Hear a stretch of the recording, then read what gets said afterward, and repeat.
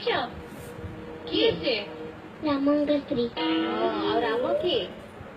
ସେ ତାଙ୍କ ହଜବେଣ୍ଡ। ଆଚ୍ଛା ରାମ ସୀତା ଆଉ ଲକ୍ଷ୍ମଣଙ୍କ ନାଁ ଶୁଣିଛ ନା? ସେ ସବୁ କଣ ଥିଲେ? ସେମାନେ ସବୁ କିଏ? କୋଉ ଷ୍ଟୋରିରେ ଲେଖା ହେଇଛି ତାଙ୍କ ବିଷୟରେ? ରାମାୟଣ। ରାମାୟଣ। ହଁ ଜଣେ ଥିଲେ ସେ ରାମଙ୍କ ପାଖରେ ଯିଏ ଦେଖିବା ପାଇଁ ଗୋଟେ ଲାଙ୍ଗୁଡ ଅଛି ଉଡନ୍ତି, ସେ କିଏ? ହନୁମାନ। ହଁ ହନୁମାନ। ଆଉ ସେ ମୁଳରେ ଗଲା କେମିତି ଦେଖିବାକୁ? ଏ ପ୍ରଭୁ କ୍ଷମା କରିବେ। ଜୟ ହନୁମାନ। ଆଚ୍ଛା ରଜ ବିଷୟରେ ଜାଣିଛ? ଆଜ୍ଞା। କଣ ବୋଲି ଜାଣିଛ? ଫାଷ୍ଟ ରଜ ପହିଲି ରଜ, ଆଉ ମଝି ରଜ ରଜ ସଂକ୍ରାନ୍ତି ବା ମିଥୁନ ସଂକ୍ରାନ୍ତି, ଥାର୍ଡ ରଜକୁ ଶେଷ ରଜ, ତା ପର ଦିନ ଭୂମିଦହନ।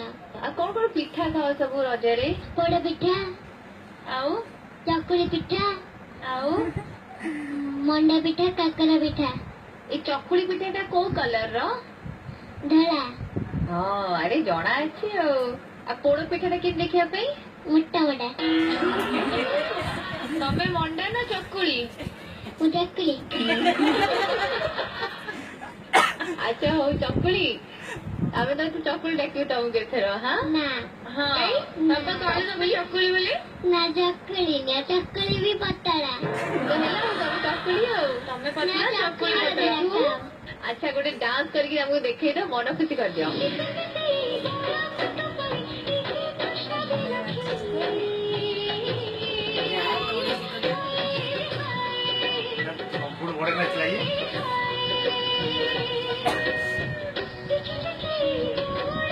ଟିକେ ନର୍ଭସ୍ ଲାଗୁଛି।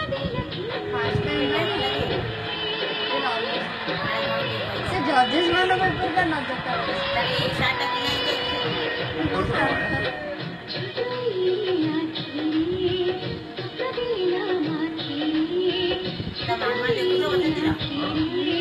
ନା ତା ମାମା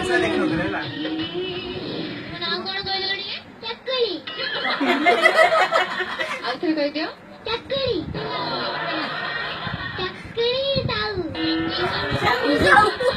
ଆଜି ଚକୁଳିଆ ପଣ୍ଡା ଶୁଣୁଥିଲେ, ଆଜିଠୁ ଚକୁଳି ସାହୁ। ହଁ କ୍ୟୁଟ୍ ଆଉ ସୁଇଟ୍ ଚକୁଳି ସାହୁ।